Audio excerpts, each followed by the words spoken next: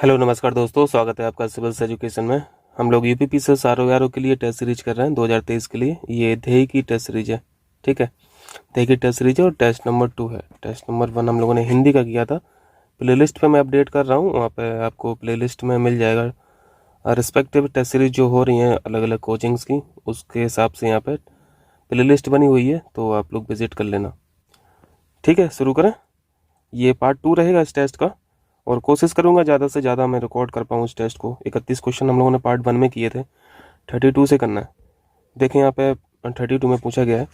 English version नहीं है यार मेरे पास, ठीक है। इंग्लिश वर्जन के लिए फिर अलग स्कैन करना पड़ेगा, और फिर आधी स्क्रीन पे इंग्लिश वाली पीडीएफ भी यहाँ पे इंसर्ट करनी पड़ेगी, तो फिर दोनों को मैनेज कर पाना मुश्किल होता है रिकॉर्डिंग, ड्यूरिंग रिकॉर्डिंग। बट कोई नहीं, मैं यहाँ पे डिक्टेट तो करता ही हूँ। जो भी शब्द हिंदी के कठिन होते हैं मैं डिक्टेट कर दूंगा, तो आप लोगों को कोई दिक्कत होगी नहीं, ठीक है। देखें 32 में पूछा है, निम्न महासागरीय धाराओं में से कौन प्रशांत महासागर से संबंधित है। यहाँ पे ओशियनिक करंट के बारे में पूछा गया है, और ये पूछा गया है कि कौन सी ओशियनिक करंट पैसिफिक ओशियन से रिलेटेड है, ठीक है। तो आसान सा प्रश्न है, हम लोग समझते हैं। कैनरी करंट हुई, और ये फॉकलैंड करंट हुई, हम्बोल्ट धारा हुई, और लैब्राडोर धारा हुई। पहले तो हम लोग ये सीख लेते हैं कि कौन सी ठंडी धारा है, कौन सी गर्म धारा है। इस पर हम लोगों ने मेंस का क्वेश्चन भी लिखा है, ग्रुप पे आप लोगों ने लिख के दिया था, तो उसमें अच्छे से जाना था कि जो भी कॉन्टिनेंट है, कॉन्टिनेंट का वेस्टर्न हिस्सा जो है, यानी वेस्ट कोस्ट पे जो करंट रहती हैं वो कोल्ड करंट होती हैं, ठीक है। वो कोल्ड करंट होती हैं, और जैसे कॉन्टिनेंट है, ये यहाँ पे अगर कोई करंट है तो कोल्ड करंट होती है, और पूर्वी भाग में जो करंट होती है ये करंट वार्म करंट होती है, ठीक है। आप नॉर्मली यही पैटर्न देखेंगे। जैसे अगर साउथ अमेरिका कॉन्टिनेंट की बात करें, तो साउथ अमेरिका कॉन्टिनेंट का जो पूर्वी हिस्सा है, पूर्वी हिस्सा यहाँ पे ब्राज़ीलियन करंट है ना, ब्राज़ीलियन करंट है, तो ये कैसी करंट है, ये वार्म करंट है। और अगर आप वेस्ट पे देखेंगे यहाँ पे, तो हम्बोल्ट करंट है। इसी करंट को पेरू करंट भी बोलते हैं, ठीक है, पेरूवियन करंट भी बोलते हैं, या फिर हम्बोल्ट करंट बोल लीजिए, एक ही बात है, दोनों का नाम सेम है। तो जो पश्चिमी भाग में रहती हैं ये कोल्ड करंट होती हैं, और जो पूर्वी भाग में रहती हैं ये वार्म करंट रहती हैं, ठीक है। तो कन्नरी करंट की लोकेशन आप देखेंगे, मैं यहाँ पे मैप इंसर्ट कर दूंगा, वीडियो को पॉज कर लेना, और सारी धाराएं जो हैं, सारी ओशनिक करंट कौन गर्म है कौन ठंडी है, ये आप एक बार देख लेना, ताकि आपका एक ही क्वेश्चन में काफ़ी चीज़ें यहाँ पे रिवाइज हो जाएं। कैनरी करंट ये कोल्ड करंट है, ठीक है, कोल्ड करंट है। फॉकलैंड करंट ये भी कोल्ड करंट है। हम्बोल्ट करंट ये भी कोल्ड करंट है, और लैब्राडोर ये भी कोल्ड करंट है। लोकेशन देखेंगे तो कैनरी धारा की आपको लोकेशन मिलेगी अटलांटिक ओशियन में। हम्बोल्ट धारा आपने अभी देखा, मैंने ये मैप बनाया, तो आप यहाँ से आइडिया लगा सकते हैं। हम्बोल्ट करंट जो है पैसिफिक, साउथ पैसिफिक ओशियन की ये धारा है, ठीक है, साउथ पैसिफिक ओशियन की हम्बोल्ट करंट हो गया। फॉकलैंड करंट ये अटलांटिक ओशियन की करंट है, ठीक है, और लैब्राडोर ये भी अटलांटिक ओशियन की करंट है।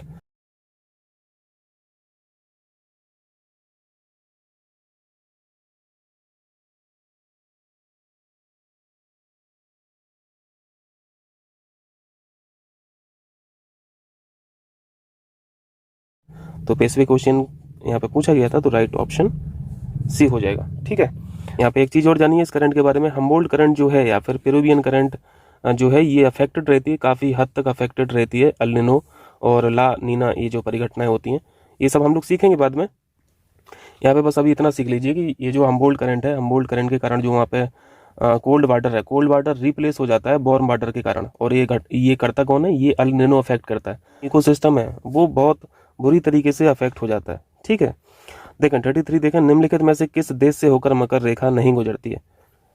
देखिए ये जो ए ऑप्शन और सी ऑप्शन दिख रहा है, ये साउथ अमेरिका कॉन्टिनेंट की कंट्रीज हैं, और साउथ अमेरिका कॉन्टिनेंट से मकर रेखा 4 कंट्रियों से क्रॉस करती है। ये सब तो बेसिक है ना। अब 4 कंट्रीज कौन कौन सी हैं, एक तो ब्राज़ील है, ठीक है, ब्राज़ील है, अर्जेंटीना है, अर्जेंटीना के बाद पराग्वे है, और एक कंट्री है चिली, ठीक है, चाइल बोल लीजिए या फिर चिली बोल लीजिए। तो यहाँ पे चिली तो है जो मकर रेखा जहाँ से गुजर रही है, नामीबिया से भी गुजरती है, और मेडागास्कर से भी गुजरती है। बोलीविया यहाँ पे राइट ऑप्शन है, बोलीविया से क्रॉस नहीं करती है, क्योंकि बोलीविया की लोकेशन आप देखेंगे साउथ अमेरिका कॉन्टिनेंट में, तो ऊपर की तरफ है। तो ये अभी आपको क्लियर हो जाएगा मैप से, मैप में लगा दे रहा हूँ। लेकिन 34 यहाँ पे पूछा है भूकंप, भूकंप यानी अर्थक्वेक। देखिए पहला स्टेटमेंट क्या बोल रहा है, भूकंप का सर्वप्रथम जहाँ उद्भव होता है, अर्थक्वेक। यहाँ पे ओरिजिनेशन के बारे में पूछ रहे हैं, ओरिजिनेट सबसे पहले कहाँ होता है, किस पॉइंट पे होता है, तो उस पॉइंट को बोलते हैं एपी सेंटर, है ना, एपी सेंटर बोलते हैं। और एपी सेंटर को हिंदी में बोलते हैं भूकंप मूल, भूकंप मूल। लेकिन यहाँ पे अधिकेंद्र लिख रहे हैं, तो यहाँ पे ये उल्टा लिखा है, ठीक है। दोनों स्टेटमेंट्स में ये इन्फॉर्मेशन जो दी है इन्होंने वो उल्टी लिखी है। पहली बात गलत हो गई, जहाँ ओरिजिनेट होता है भूकंप उसे एपिसेंटर बोलता है, ना कि फोकस बोलता है। अधिकेंद्र को इंग्लिश में फोकस बोलता है। दूसरा स्टेटमेंट है भूकंपीय तरंगें यानी सीस्मिक वेव्स जो हैं को जहाँ सर्वप्रथम रिकॉर्ड किया जाता है उसे भूकंप मूल कहते हैं। जहाँ पर रिकॉर्ड किया जाता है उस चीज़ को बोलते हैं फोकस। ठीक है, फोकस बोलते हैं या फिर हाइपोसेंटर बोलते हैं, दोनों ही एक ही चीज़ है, फोकस और हाइपोसेंटर। तो यहाँ पे उल्टा लिखा था, दोनों स्टेटमेंट यहाँ पे गलत हैं। गलत ही पूछा था तो दोनों सही हो जाएगा। क्लियर है? यानी जहाँ से उद्भव हो रहा है उसे भूकंप मूल बोलते हैं, और जहाँ पे सीस्मिक वेव्स को रिकॉर्ड किया जाता है उसे अधिकेंद्र बोलते हैं। चलिए नेक्स्ट कीजिए, यहाँ पे 35 ना, ठीक है 35 कीजिए। ज्वालामुखी विस्फोट से निकलने वाली गैसों में सर्वाधिक मात्रा कौन सी किस गैस की होती है या फिर क्या होता है?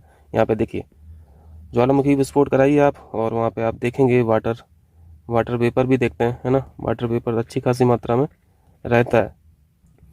इसके अलावा विस्फोट में कार्बन डाइऑक्साइड भी रिलीज होती है, सल्फर डाइऑक्साइड भी रिलीज होती है, नाइट्रोजन गैस भी रिलीज होती हैं। ये मेन गैसेस हैं जो रिलीज होती हैं, ठीक है, जिसमें से सबसे ज़्यादा कंट्रीब्यूशन जो रहता है वो वाटर वेपर का रहता है। तो यहाँ पर राइट ऑप्शन हो जाएगा ए। ठीक है, चलिए 36 देखें। यहाँ पे लोकेशन बताना है, सिचुएटेड कहाँ कहाँ पे है। आसान से प्रश्न है ये तो। एटलस माउंटेन बताइए जल्दी से कहाँ पे है। एटलस माउंटेन तो अफ्रीका कॉन्टिनेंट में है ना, सही बोल रहा हूँ? अफ्रीका में कहाँ पे? मोरक्को, है ना, मोरक्को। और भी देश में एक्सटेंशन है इसका, है ना। अफ्रीका देखा आपने, यहाँ पे तुनिसिया भी। आप मैप अभी देखेंगे ना तो क्लियर हो जाएगा। मैप को साथ में जरूर रखें यार, ठीक है, मैप बिना काम नहीं चलता ज्योग्राफी में। देखें तो ये पहला ऑप्शन जो यहाँ पे इन्होंने मैच कराया है उत्तर दक्षिण अमेरिका ही देख के यहाँ पे क्रॉस कर दो। दूसरा फैक्ट देखिए आप, यहाँ पे ओकाबांगो द्रोणी के बारे में लिख रहे हैं। ओकाबांगो एक डेल्टा भी है, बहुत फेमस डेल्टा है, और इसी नाम से एक रिवर भी है। आपको दोनों चीज़ें यहाँ पे जाननी है। ओकाबांगो रिवर के बारे में बोला जाता है कि ये सिंक कर जाती है ड्राई सैंड जो है कालाहारी डेजर्ट की, इसमें ये सिंक कर जाती है। जैसे हम लोग एक रिवर लूनी के बारे में पढ़ते हैं ना इंडिया में, वही सीन यहाँ पे ओकाबांगो रिवर का है। और यहाँ पे मैं एक डेजर्ट का नाम ले रहा हूँ, कालाहारी डेजर्ट। तो आप यहाँ पे आप लोकेशन इसको लोकेट कर सकते हैं। आप यहाँ पे पहचान सकते हैं कि इसकी स्थिति कहाँ पे होगी। यहाँ पे दक्षिण पश्चिम अफ्रीका लिखा है, तो ठीक है, ये स्थिति ये बोत्सवाना की बता रहे हैं, ठीक है, बोत्सवाना की बता रहे हैं, ये ठीक है। और तीसरा ऑप्शन है यहाँ पे एबिसिनिया का प्लेटू लिखा है। एबिसिनिया का प्लेटू, ये इसकी लोकेशन आप देखेंगे इथोपिया में, ठीक है, इथोपिया। और इथोपिया कहाँ पे है? ये ईस्टर्न अफ्रीका है ना, ईस्टर्न अफ्रीका। मैप आपको साइड में दिख रहा होगा, अगर अभी नहीं दिख रहा होगा तो फुल स्क्रीन पे मैं दिखाऊंगा, तो पॉज कर लेना वीडियो को, तब देखना। तो यहाँ पे बी और सी सही सुमेलित हैं, ठीक है। एटलस माउंटेन की लोकेशन इन्होंने अमेरिका लिख दिया है, तो अमेरिका गलत है। यहाँ पे अफ्रीका होता तब भी ठीक था, ठीक है, अफ्रीका होता तो ठीक था, क्योंकि यहाँ पे सॉल्यूशन में इन्होंने उपरोक्त सभी बताया है। तो मुझे लगता है अमेरिका की जगह ये गलत प्रिंट हो गया, अफ्रीका ही होगा। तो क्वेश्चन के हिसाब से जो प्रिंट है उसके हिसाब से तो 2 और 3 सही है। देखें 37 में अग्लोहास बेसिन के बारे में पूछ रहा है। अग्लोहास करंट तो पढ़ते हो, तो लोकेशन समझ में आ रही होगी कहाँ पे ये स्थिति, हिंद महासागर में है ना, इंडियन ओशियन में। तो यहाँ पर राइट ऑप्शन ही हो जाएगा, ठीक है। और अगर एग्जैक्ट लोकेशन आप देखना चाह रहे हैं तो आपको जाना पड़ेगा साउथ अफ्रीका में, ठीक है। साउथ अफ्रीका एक कंट्री है अफ्रीका कॉन्टिनेंट की, बिल्कुल साउथ में सबसे नीचे की जो कंट्री है। आप अफ्रीका कॉन्टिनेंट देख रहे हैं ना, यहाँ पे रनिंग हैंड से मैप बना रहा हूँ। ये जो कंट्री है ये साउथ अफ्रीका है, ठीक है, और यहीं पे बेसिन है, अग्लोहास बेसिन। लेकिन 38 निम्नलिखित देशों में से कौन एक भूमध्य सागर से सीमा नहीं बनाता? मेडिटेरियन सी के बारे में पूछा है। इस सागर में हम लोग बहुत सारे द्वीप भी पढ़ते हैं, है ना, जैसे कोर्सिका हम लोग पढ़ते हैं ना, कोर्सिका हुआ, सार्डिनिया हुआ, ये सारे क्वेश्चन पूछे जाते हैं। सार्डिनिया हुआ, और भी हैं। यहाँ पे मैप लगाने की कोशिश करूँगा तो ये सारे आइसलैंड भी देख लेना, ठीक है, द्वीप भी देख लेना। और ये जो बाउंड्री पूछ रहे हैं ये वो भी देख लेना। भूमध्य सागर से सीमा किसकी नहीं बनती है, कौन टच नहीं करता है? देखें जॉर्डन लिखा हुआ है, स्पेन लिखा हुआ है। मैपिंग बना तो देखो क्वेश्चन होगा नहीं, मैप देखना बहुत ज़रूरी है। मैप खोलिए साथ में, और स्पेन को देखिए, जॉर्डन को देखिए, सीरिया को देखिए, और टर्की को देखिए। टर्की को देखेंगे तो मैं यहाँ पे रनिंग हैंड से मेडिटेरियन सी की लोकेशन नहीं बना दे रहा हूँ, ठीक है। और यहाँ पे आप देखेंगे तो जॉर्डन की स्थिति आपको यहाँ पे कुछ दिखेगी, ठीक है। यहाँ पे आप टर्की को देख लेंगे, यहाँ पे आप सीरिया को देख लेंगे। जॉर्डन की बॉर्डर मेडिटेरियन सी से नहीं लगती है, बीच में फंसा हुआ है। तो राइट ऑप्शन यहाँ पे जॉर्डन हो जाएगा। स्पेन को देखेंगे तो स्पेन आपको यहाँ पे दिख जाएगा, फिर यहाँ पे फ्रांस दिख जाएगा। देखें 39 यहाँ पे पूछा है भूसन्नतियों को पर्वतों का पालना यानी क्रेडल ऑफ माउंटेन किसने कहा। ठीक है, ये तो देख ही लेंगे, उससे पहले ये भूसन्नतियाँ क्या है ये समझिए पहले। भूसन्नतियाँ से आप लोग क्या समझते हैं? देखिए भूसन्नतियाँ मतलब जो अर्थ क्रस्ट पर लार्ज स्केल डिप्रेशन हुआ करते थे। ठीक है, इसी डिप्रेशन में लाखों साल करोड़ों साल तक ये जो डिपॉजिट हुआ, मैटर डिपॉजिट हुआ, ठीक है, सेडिमेंट्स डिपॉजिट होते गए। इन्हीं डिपॉजिट्स में जब इम्पैक्ट आया, ठीक है, तो इम्पैक्ट होने से क्या हुआ, यहाँ पे पहाड़ों का निर्माण हुआ, माउंटेन्स का निर्माण हुआ, प्लेटू का निर्माण हुआ। इसी को ये भूसन्नतियाँ बोल रहे हैं। तो ठीक है, ये बात सही है, पर्वतों का पालना इसी को बोलते हैं, क्योंकि इसी डिप्रेशन में जो डिपॉजिट हुए, इसी डिपॉजिट से आज हमें ये डिपॉजिट आज हमें माउंटेन के रूप में दिखते हैं। और ये बात बोली थी कोबर साहब ने। ये कोबर साहब जर्मन भूगोलवेत्ता हुआ करते थे। देखें 40 यहाँ पे पूछा है जैव आवर्धन से सबसे अधिक किसे विपरीत रूप से प्रभावित होने की संभावना होती है। जैव आवर्धन का मतलब है बायो मैग्निफिकेशन। ये एक टेक्निक होती है, ये सब हम लोगों ने सीख के रखा है पहले की टेस्ट सीरीज से अगर आप जुड़े होंगे तो ये सब चीज़ें अब आपके लिए आसान होंगी। ठीक है, बायो मैग्निफिकेशन इसको समझना होगा पहले। देखिए इसको आसान भाषा में समझिए। जैसे एक पॉल्यूटेंट है, ठीक है, पॉल्यूटेंट है, और अगर मैं फूड चेन की बात करूं, फूड चेन में सबसे पहला जो ट्रॉफिक लेवल होता है वो कौन सा होता है? उत्पादक का होता है, ठीक है, प्रोड्यूसर का होता है। तो ये जो पॉल्यूटेंट है ये सबसे पहले कहाँ पे जाएंगे? ये ट्रॉफिक लेवल जो पहला वाला है, उत्पादक वाला है, यहाँ पे जाएंगे। फिर इसके ऊपर भी ट्रॉफिक लेवल में स्पीसीज बैठी हुई हैं इनको खाने वाली, तो ये सेकंड ट्रॉफिक लेवल हो गया, फिर थर्ड ट्रॉफिक लेवल हो गया। यानी ये जो आप कॉन्सेंट्रेशन देख रहे हैं पॉल्यूटेंट की, पहले इस लेवल में गया है ना पॉल्यूटेंट, फिर इस लेवल में गया, फिर इस लेवल में गया, और अंतिम अगर बात करें तो मैं यहाँ पे अगर ह्यूमन को रखें, क्योंकि ये तो सब खा लेता है ना, सर्वाहारी है, तो ये जो टॉक्सिक पॉल्यूटेंट हैं इनका कॉन्सेंट्रेशन सबसे ज़्यादा होने की संभावना किस में है? ह्यूमंस में है। तो यहाँ पे करेक्ट आंसर सी हो जाएगा। ठीक, समझ पा रहे हैं ना? जैसे प्रोड्यूसर है पहला लेवल का, प्रोड्यूसर पॉल्यूटेड हो गया, ठीक है, लेकिन वो कुछ ही दिन तक रहेगा पॉल्यूटेड, क्योंकि उसको खाने वाला दूसरा स्पीसीज है वो खा लिया, तो उसमें ज़्यादा दिन तक कॉन्सेंट्रेशन नहीं रह पाया उसकी बॉडी में ये जो टॉक्सिक एलिमेंट है। सेकंड ट्रॉफिक लेवल में जो थोड़ा बहुत इकट्ठा हुआ तो उसको फिर खाने वाले और भी ट्रॉफिक लेवल के हैं उनके ऊपर, तो उनमें भी बहुत ज़्यादा दिन तक ये कॉन्सेंट्रेशन नहीं हो पाया। लेकिन जब ह्यूमंस की बॉडी में ये टॉक्सिक एलिमेंट आ जाएंगे तो इनमें जो संचयन है वो काफ़ी देर तक बना रहेगा, काफ़ी दिनों तक बना रहेगा, सालों साल तक बना रहेगा। तो सबसे ज़्यादा संचयन की संभावना कहाँ पे आपको दिख रही है? ह्यूमंस में दिख रही है। तो ये राइट ऑप्शन सी हो जाएगा। समझ में आया ना? चलिए 41 देखिए, निम्नलिखित में से कौन सा एक पॉलिनेशिया का प्रमुख द्वीप नहीं है? पॉलिनेशिया खोलिए जल्दी से मैप पे। एटलस का आपके पास एक टीटी के का एटलस होता है और एक ऑक्सफोर्ड का भी होता है आपके पास, हो सकता है दोनों हो, कोई दिक्कत, दो नहीं है तो कोई दिक्कत नहीं, ऑक्सफोर्ड तो हो गई, ये बहुत कॉमन है।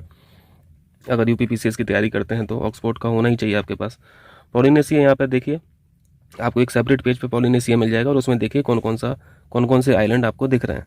ठीक है, तो आप देखेंगे कि आपको टोंगा दिख रहा है, आपको कुक दिख जाएगा, आपको समोवा दिख जाएगा, गिलबर्ट नहीं दिखेगा। ठीक है, सी ऑप्शन यहाँ पे राइट हो जाएगा। ऐसे तो याद नहीं होगा, ये बिल्कुल भी याद नहीं होगा, मैप देखोगे तो याद होगा, क्योंकि ये जो गिलबर्ट आइलैंड है ये माइक्रोनेशिया का है। ठीक है, माइक्रोनेशिया ये ग्रुप ऑफ आइलैंड समझ लीजिए इसको, माइक्रोनेशिया, इसमें बहुत सारे आइलैंड्स हैं, जैसे पॉलिनेशिया है ऐसे ही माइक्रोनेशिया भी है। क्योंकि मैपिंग में जो अब छोटी छोटी जगह हैं उन पर ज़्यादा फोकस करते हैं एग्जामिनर। देखें 42 कथन कारण का क्वेश्चन है। एजर्सन में क्या लिखा है? 40 डिग्री से 65 डिग्री दक्षिणी अक्षांश यानी साउथ लैटिट्यूड जो हैं के मध्य पछुआ पवनों का सर्वोत्तम विकास होता है। पछुआ पवन यानी वेस्टर्न लीज की बात कर रहे हैं। कारण में लिखा है सेम डिग्री साउथ लैटिट्यूड के मध्य धरातलीय अवरोधों का अभाव है। तो ये बात तो सही है, यही हम लोग पढ़ते हैं। समझ में आ रहा है इसका मतलब? इसका मतलब है कि आप ग्लोब देखो, ठीक है, ग्लोब पे कॉन्टिनेंट का विस्तार जो आप देखते हैं वो ज़्यादातर कहाँ पे देखते हैं? नॉर्थ हेमीस्फीयर में देखते हैं, है ना। नॉर्थ हेमीस्फीयर में जो भूमि वाला भाग है वो ज़्यादा है कंपैरेटिवली टू साउथ हेमीस्फीयर। तो यही बात इन्होंने लिखी है कि धरातलीय अवरोध जो हैं ये इनका अभाव है साउथ हेमीस्फीयर में। साउथ हेमीस्फीयर बोल लीजिए या फिर यहाँ पे लैटिट्यूड बना दीजिए, तो आप लैटिट्यूड की भाषा में भी बोल सकते हैं इसी बात को। इसलिए ये जो वेस्टर्न लीज हैं ये यहाँ पे सर्वोत्तम विकास वाली ये बात कर रहे हैं। दोनों सही हैं, एक्सप्लेन भी इसको सही कर रहा है, ये ऑप्शन हो जाएगा। क्लियर है? चलिए 43 देखिए काराबुरान लिखा हुआ है। काराबुरान ये लोकल विंड है, ब्लेजर्ड है, ब्लैक रोलर है और सामोन है, जिसमें से ब्लेजर्ड और ब्लैक रोलर जो हैं ये बहुत कॉमन है, इनके बारे में हम अक्सर पढ़ते रहते हैं। ब्लैक रोलर के बारे में क्या हम लोग जानते हैं? ये तो हॉट और ड्राई डस्टी विंड होती है, ठीक है, और ये फ्लो करती है नॉर्थ अमेरिका में। ये नॉर्थ अमेरिका की विंड है, साउथ अमेरिका की नहीं, तो ये गलत हो गया। बाकी सब सही मैच है। काराबुरान ये मध्य एशिया की पिंड है। तारिम बेसिन अगर पूछा जाए तो लगा देना मिडिल एशिया का ये बेसिन है। ब्लिजर्ड कनाडा में फ्लो करती है, ये भी सही है। रोलर के बारे में आपने सीखा, ये नॉर्थ अमेरिका, इसलिए ये राइट ऑप्शन है। गलत पूछा था ना, तो सी ऑप्शन यहाँ पे गलत मैच है। सामोन ईरान की ये लोकल विंड है, ठीक है, ये ईरान की लोकल विंड है, ध्यान रखना। सामोन हुई और काराबुरान, अगर ये नए शब्द हैं तो मैं तो पहले ही बोल चुका हूँ यार, जो भी टेस्ट सीरीज कर रहे हैं उसकी एक आपके पास डायरी होनी चाहिए, कॉपी होना चाहिए। और टेस्ट नंबर 2 कर रहे हैं तो टेस्ट नंबर 2 की सिनॉप्सिस आपके पास होनी चाहिए, ताकि उसमें वो फैक्ट आप लिख सकें जो आपके वीक पॉइंट हैं या फिर आपको पहले नहीं थी जिसकी जानकारी, तो वो सब नोट डाउन करते रहेंगे तो रिवीजन के लिए काफ़ी हेल्प करेगा। 2-2 4-4 क्वेश्चन ऐसे ही फंसते हैं एग्जाम टाइम पे, है ना, पता नहीं चलता है लेकिन वो दिख जाता है एग्जाम में, तो बहुत लीड हो जाती है, बहुत लीड मिल जाती है। 44 देखिए, निम्न व्यक्तियों में से कौन उप प्रधानमंत्री नहीं रहे हैं? मोरारजी देसाई वाइस पीएम रहे हैं, चौधरी चरण सिंह भी रहे हैं और चौधरी देवीलाल भी रहे हैं। चंद्रशेखर नहीं रहे हैं वाइस पीएम, ये तो प्राइम मिनिस्टर रहे हैं, ठीक है। बाकी अगर मोरारजी देसाई के बारे में बात करें तो ये इंदिरा गांधी के समय पे वाइस प्रेसिडेंट हुआ करते थे, ठीक है, सॉरी वाइस पीएम हुआ करते थे। चौधरी चरण सिंह ये जब मोरारजी देसाई साहब पीएम बने तो ये उनके काल में हुआ करते थे। और चौधरी देवीलाल ये जब चंद्रशेखर पीएम हुए तो उस समय पे ये 22 पीएम थे, ठीक है। चलिए 45 देखिए, भारतीय संविधान की प्रस्तावना में भारतीय राज्य व्यवस्था की प्रकृति के रूप में किसका उल्लेख नहीं मिलता है? बताइए। सोवरेंटी, यहाँ पे सोवरेंटी लिखा है, ये सोशलिस्ट लिखा है, ये डेमोक्रेटिक लिखा है और ये कल्याणकारी यानी वेलफेयर वाली बात लिखी है। तो आपको कौन सा शब्द नहीं दिखता है? आप जो 5 शब्द पढ़ते हैं, हम लोग इसको कैसे पढ़ते हैं? SSDR से पढ़ते हैं ना, SSDR का मतलब, पहले एस का मतलब सोवरेंटी है, दूसरे का मतलब सोशलिस्ट है, तीसरे का मतलब सेकुलर है, डी का मतलब यहाँ पे डेमोक्रेटिक है और आर का मतलब रिपब्लिक है। तो संप्रभु भी है, समाजवादी भी है, लोकतांत्रिक भी है, कल्याणकारी यहाँ पे नहीं है, ठीक है, प्रस्तावना में। सी ऑप्शन यहाँ पर राइट है। क्लियर है? चलिए, और इनको अलग अलग समय पर जोड़ा गया था। किस शब्द को जोड़ा गया था? ये जो दूसरा वाला एस है और तीसरा वाला एस है, इनको जोड़ा गया था बाद में, यानी सेकुलर हुआ, सेकुलर और सोशलिस्ट, ये जो शब्द हैं ये बाद में जोड़े गए थे। समाजवादी समाजवाद हम पहले नहीं थे, बाद में हुए। सेकुलर हम लोग पहले नहीं थे, बाद में हुए, यानी संविधान के हिसाब से। और एक शब्द और जोड़ा गया था इन्हीं दोनों शब्दों के साथ, वो है इंटीग्रिटी यानी अखंडता। और ये तीनों शब्द कब जोड़े गए थे? ये 42 हम लोग पढ़ते रहते हैं ना, 42 कॉन्स्टिट्यूशनल अमेंडमेंट एक्ट 1976 में हुआ था। क्लियर है? चलिए 46 देखें, राष्ट्रपति पुनर्निर्वाचन का पात्र है, यानी ये री इलेक्ट हो सकते हैं, ठीक है। यह किस आर्टिकल में वर्णित है, ये पूछा गया है। तो प्रेसिडेंट के जो आर्टिकल्स हैं वो हम लोग आर्टिकल 52 से पढ़ते हैं, है ना, 52 से शुरुआत है। 52 में क्या लिखा है? भारत का एक राष्ट्रपति होगा, ये लिखा है। 53 हम लोग अक्सर रिवाइज करते रहते हैं। बताइए, सब क्लॉज 1 और सब क्लॉज 2। सब क्लॉज 1 में यहाँ पे जो एग्जीक्यूटिव पावर होती हैं संघ की, वो राष्ट्रपति में निहित हैं, ये सब क्लॉज 1 में लिखा है मतलब। और 53 सब क्लॉज 2 में यहाँ पे सुप्रीम कमांडर लिखा हुआ है। तीनों आर्म फोर्सेस का जो सुप्रीम कमांडर है वो कौन है? वो प्रेसिडेंट साहब हैं। तो यहाँ पे निर्वाचन की बात लिखी है, तो पहले तो ये जान ली आर्टिकल 54 राष्ट्रपति के निर्वाचन से संबंधित है, ठीक है। लेकिन यहाँ पे पुनर्निर्वाचन की बात लिखी है, तो उसी में क्या करना है आपको? +3 जोड़ देना, यानी आर्टिकल 57 जो है ये री इलेक्शन की बात करता है, ठीक। री इलेक्शन की 46 का सी ऑप्शन सही हो जाएगा। कर लेंगे? चलिए देखें, नेक्स्ट देखें क्या है, 47 में है।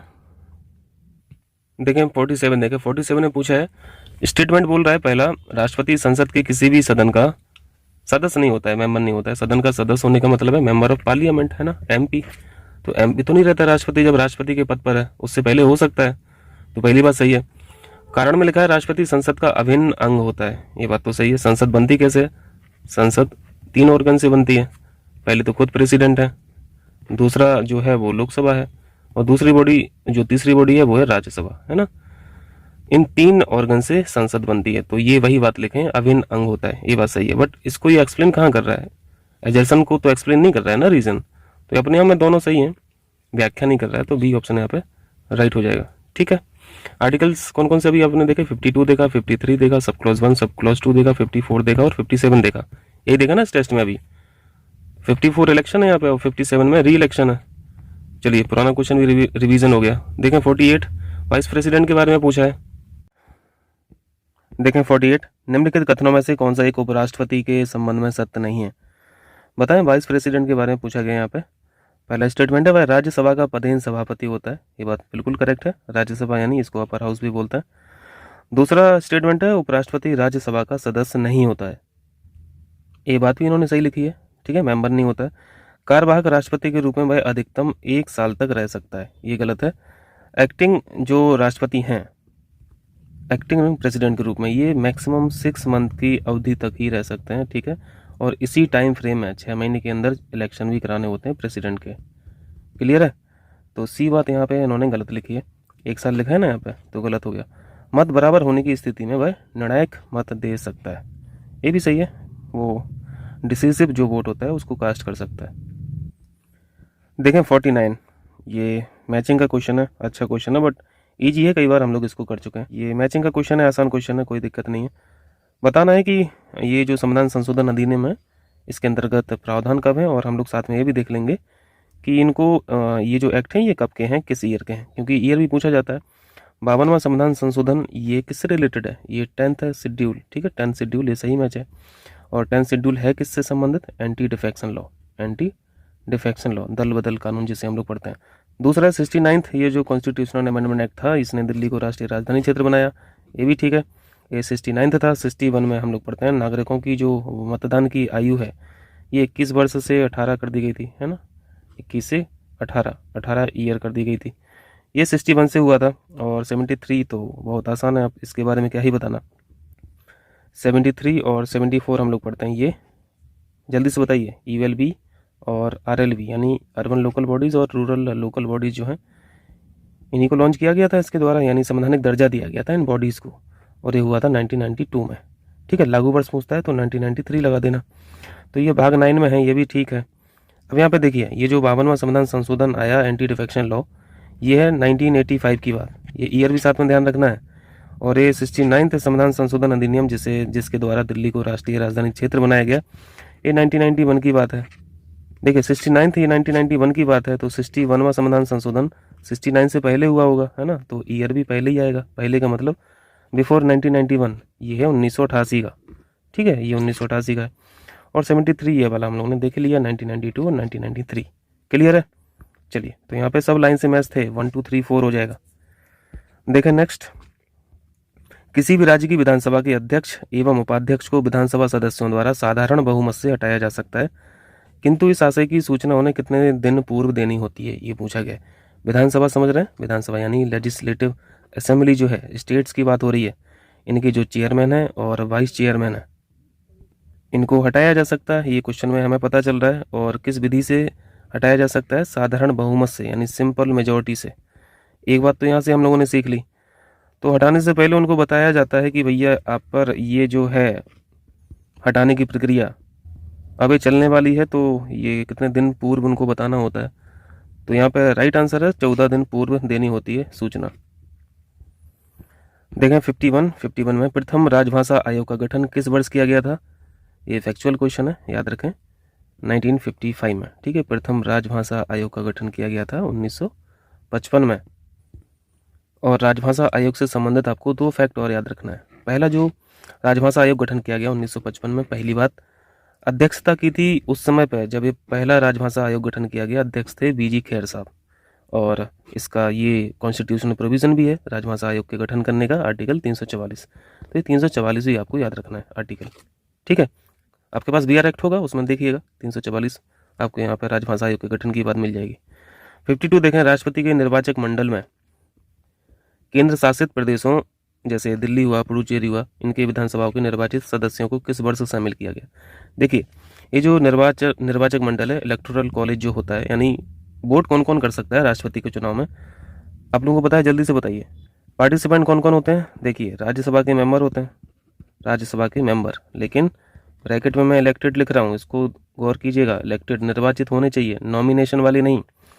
दूसरे पार्टिसिपेंट होते हैं लोकसभा के मेंबर, यानी दोनों ही MPs हैं, राज्यसभा के जो मेंबर हैं वो भी MP हैं, लोकसभा के जो मेंबर हैं ये भी क्या हैं, ये भी MP हैं, ये भी मेंबर है, और इनको भी इलेक्टेड होना चाहिए, ठीक है, ये भी निर्वाचित होना चाहिए, नॉमिनेशन वाले नहीं। और साथ में ये भी पढ़ा था कि राष्ट्रपति के इलेक्शन में जो वोटर्स होते हैं राज्यसभा और लोकसभा के इलेक्टेड मेंबर के अलावा स्टेट्स पे आ जाइए, स्टेट्स की जो लेजिस्लेटिव असेंबली हैं यानी विधानसभाएं हैं, विधानसभाओं के भी यहाँ पे इलेक्टेड मेंबर वोटर्स होते हैं, इलेक्टेड मेंबर वोटर्स होते हैं। इसके अलावा आपको क्या देखना है, यूटी, जो आपसे क्वेश्चन पूछा गया है, यूटी से क्वेश्चन पूछा गया।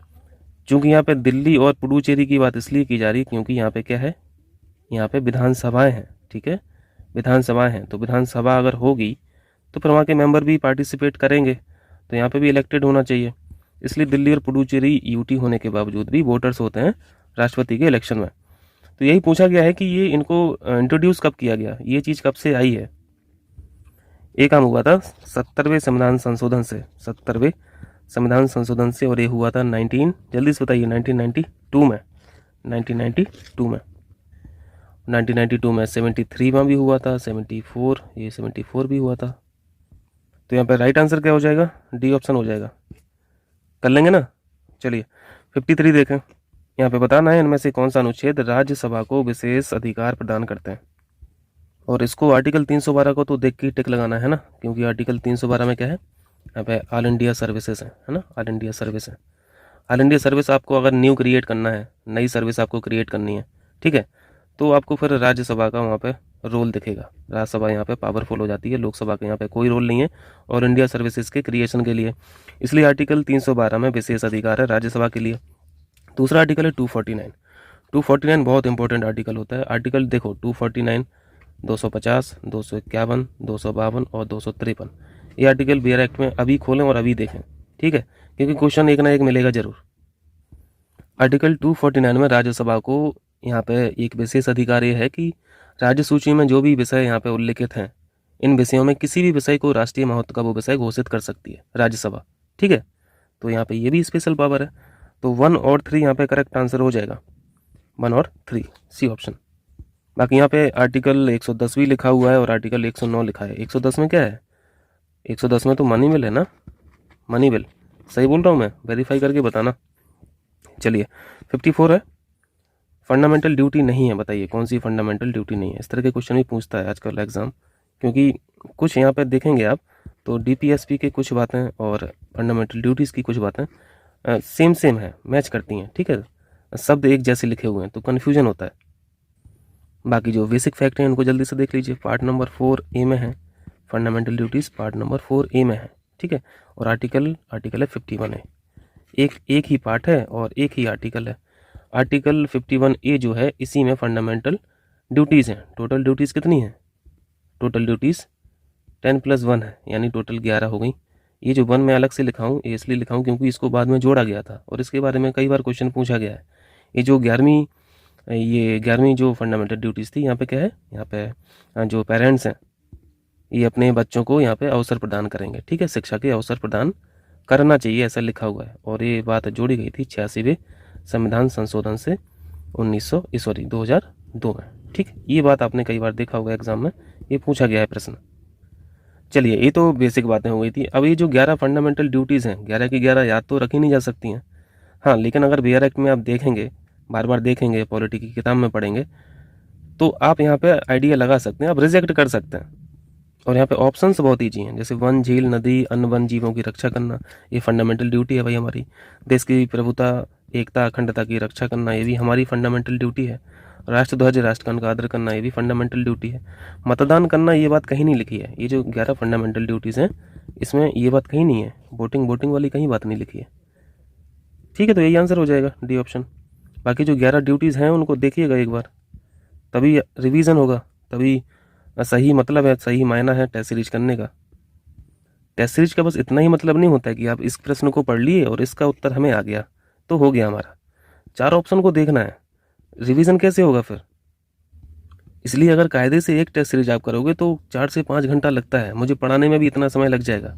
और मेरी तो हमेशा से कोशिश रही है कि मैं जो भी प्रश्न पढ़ाऊँ उसमें उस प्रश्न के अलावा 2-4 बातें और एक्स्ट्रा बता दूं, ताकि आपका मैक्सिमम रिवाइज हो सके। नहीं तो एक टेस्ट तो यार 1 घंटे में भी खत्म हो जाएगा, कोई दिक्कत नहीं, प्रश्न पढ़ना है और टिक लगाना है, वो 1 घंटे में भी हो जाता है। तो जो फैक्चुअल क्वेश्चन है उनको हम लोग ऐसे कर लेंगे, बट जो कॉन्सेप्चुअल क्वेश्चन है या फिर जहाँ पे और इन्फॉर्मेशन देने की ज़रूरत है वहाँ पे देनी चाहिए।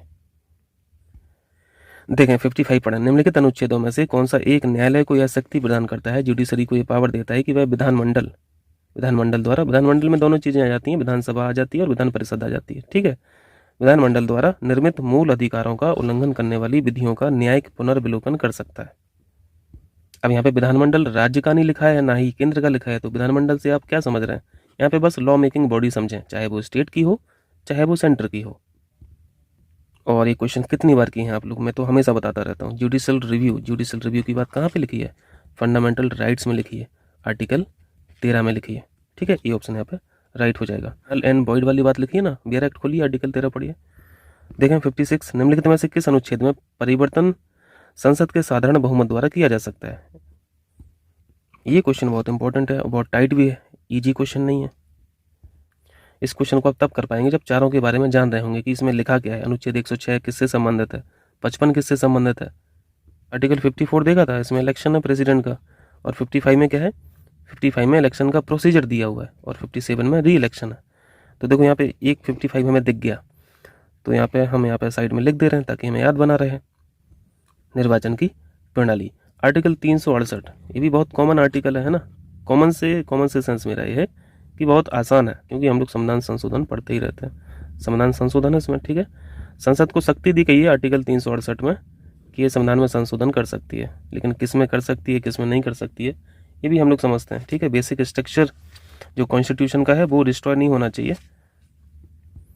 आर्टिकल 106 में है यहाँ पे संसद सदस्य जो हैं, यानी जो मेंबर ऑफ पार्लियामेंट हैं, इनके वेतन की बात लिखी है, वेतन और भत्ते हैं। और आर्टिकल 162 यहाँ पे है कार्यपालिका शक्ति। चूंकि अब यहाँ पे 162 लिखा हुआ है, तो ये राज्य की कार्यपालिका शक्ति का वर्णन होगा इसमें या फिर केंद्र की होगा? 162 है, और आर्टिकल राज्य के जो है वो शुरू कहाँ से होते हैं?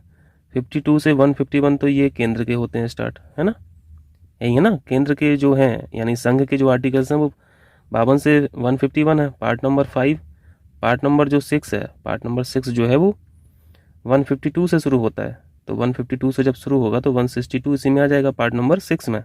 तो ये राज्य का हो जाएगा। इसका मतलब है ये जो कार्यपालिका शक्ति मैंने लिखा है ये राज्य की कार्यपालिका शक्ति की बात हो रही है। तो अब आप देखें, बिल्कुल कॉमन सेंस लगाएं कि कौन सा काम कठिन है कौन सा काम ईजी है। कार्यपालिका शक्ति का विस्तार ये इजी टास्क नहीं है, ये टफ टास्क है, ये सिंपल मेजोरिटी से काम होगा नहीं इसमें। संविधान संशोधन जो है शक्ति संसद की 368 में, ये भी स्ट्रॉन्ग आर्टिकल है। आर्टिकल 55 निर्वाचन है, निर्वाचन की प्रणाली है राष्ट्रपति की, ये भी इजी टास्क नहीं है। 106 में संसद सदस्यों के वेतन भत्ते की बात है, ये साधारण बहुमत से किया जा सकता है। तो ये ऑप्शन यहाँ पे राइट है। क्लियर है? चलिए 57 देखें। यहाँ पे बताइए कौन सा गलत है। यहाँ पे कुछ कमेटीज़ हैं और कुछ कमीशन है, बताइए यहाँ पे कौन कब आया। धर कमीशन जो आया था ये जून 1948 में, ये जून दिसंबर ये सब हटाइए, ठीक है, ईयर याद रखिए बस 1948, ये 1948 का है। जेबीपी समिति जो थी ये 1948 की थी, ये भी 1948 की थी, लेकिन धर कमीशन के बाद ही इसको बनाया गया था। फजल अली आयोग ये 1953 की बात है, और राज्य पुनर्गठन अधिनियम ये 1956। तो यहाँ पे गलत मैच कौन सा है? ये गलत मैच है, क्योंकि इसको 1948 होना चाहिए। बी ऑप्शन यहाँ पे राइट है। क्लियर है? चलिए 58 देखें। स्थगन प्रस्ताव के बारे में पूछा गया है कि ये जो स्थगन प्रस्ताव है, बस इसका सिंपल मतलब पूछा है यहाँ पे। बताइए एडजमेंट मोशन जो है इसका मतलब क्या है? इसका सिंपल सा मतलब है कि सरकार के विरुद्ध एक निंदा प्रस्ताव की तरह होता है, यानी मतलब जो पॉलिसीज़ हैं, जो स्कीम्स हैं गवर्नमेंट की, उनकी आलोचना करना। सी ऑप्शन में देखें, सरकार की किसी विशिष्ट नीति की आलोचना करना। सी ऑप्शन यहाँ पे ठीक हो जाएगा। चलिए 59 देखें। यहाँ पे CSCP के बारे में पूछा गया। CSCP इंपॉर्टेंट कमीशन होता है, कृषि लागत और मूल्य आयोग। इसका पहले नाम तो ये नहीं हुआ करता था, इसका सिर्फ नाम हुआ करता था कृषि मूल्य आयोग, है ना, कृषि मूल्य आयोग। और इसका नाम कब चेंज हुआ ये भी हम लोगों ने सीखा था, अगर आपको याद आ रहा होगा तो। ये आपका है होमवर्क। आप बताइए कृषि मूल्य आयोग को कब से CSCP बोला जाने लगा था? ये आपका होमवर्क है, कमेंट करके बताइएगा। इस क्वेश्चन में बताना क्या है, सही बताना है गलत बताना है? ऑप्शन में सब सही, सत्य बताना है। ठीक है, तो सत्य देख लेते हैं। पहली बात लिखिए, इसकी स्थापना फेरवानी समिति की सिफारिश पर हुई थी। ये बात गलत है, इसको काट दीजिए। फेरवानी समिति कब हम लोग पढ़े हैं CSCP के बारे में? इसकी जो सिफारिश की थी खाद्य मूल्य नीति समिति ने की थी। कब किया था? ये रिकमेंड किया था इन्होंने 1964 में। चलिए ये जो होमवर्क है बताई दे रहे हैं, क्योंकि इसको समझाने के लिए इसको बताना पड़ेगा।